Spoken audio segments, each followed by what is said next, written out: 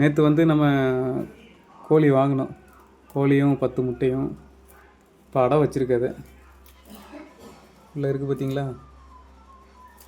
அடை வச்சதுக்கப்புறம் என்னென்னா கோழி 3 நாள் வந்து வெளியே வராது. அதனால் உள்ளே வச்சு அரிசி போட்டு வச்சுருக்கேன். மண் வந்து செம்மண் வச்சுருக்கேன் ஒரு பிளாஸ்டிக் டப்பாவில். எத்தனை முட்டை வச்சுன்னா 11 முட்டை வச்சுருக்கோம்.